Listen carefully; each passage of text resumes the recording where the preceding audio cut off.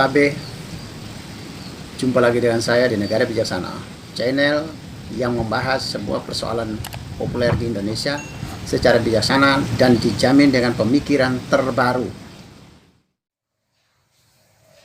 Saya mau menanggapi masalah tenggelamnya kapal selam TNI Angkatan Laut Nanggala 402 di perairan Laut Bali baru-baru ini.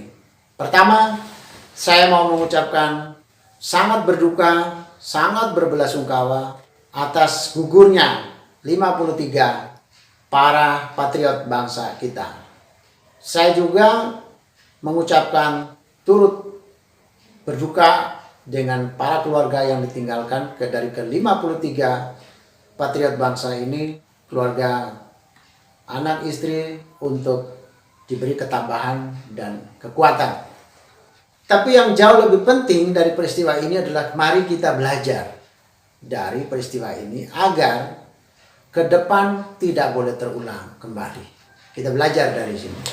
Kalau kita tidak belajar dari kasus ini, maka Nanggala 402 menjadi korban yang sia-sia. Karena kita tidak belajar dari kasus ini. Supaya berhikmat, bermakna dalam kasus ini, maka kita harus evaluasi, kita belajar dari kasus ini. Supaya ke depan tidak boleh ada kasus-kasus serupa. Tidak boleh ada para patriot kita yang sedang bertugas harus menjadi korban. Tidak boleh ada.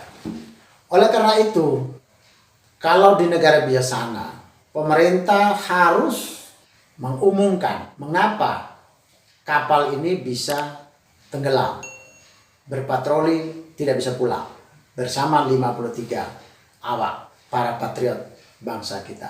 Pemerintah harus mengumumkan mengapa terjadi semacam itu.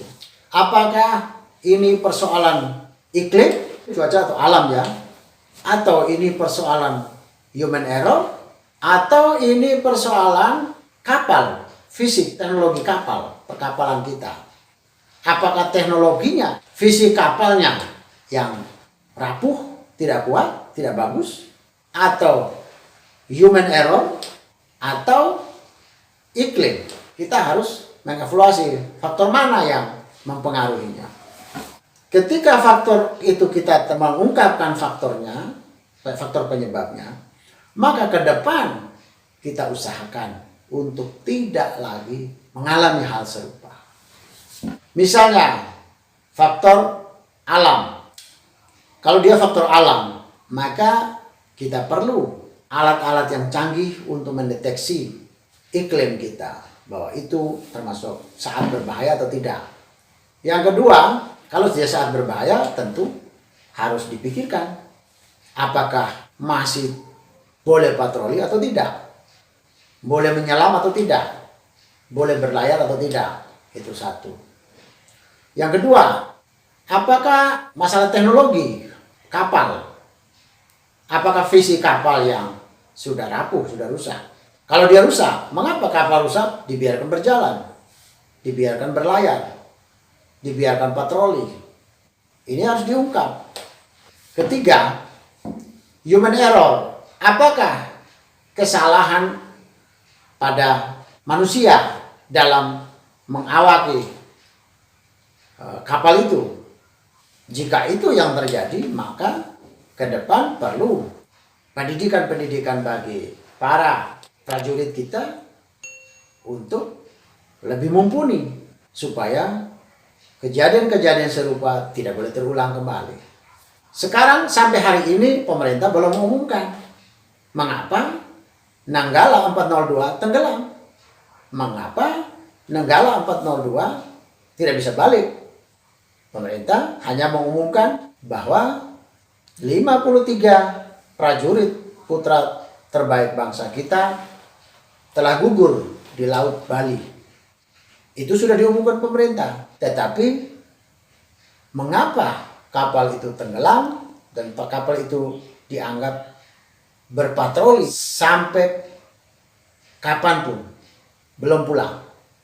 Kita memandang semacam itu. Tapi mengapa itu terjadi? Jadi rakyat menunggu Masyarakat Indonesia menunggu. Mengapa itu tenggelam? Mengapa itu terjadi? Masyarakat juga menunggu. Apakah sudah ada tindakan-tindakan antisipatif agar ke depan tidak boleh terjadi kembali hal semacam ini?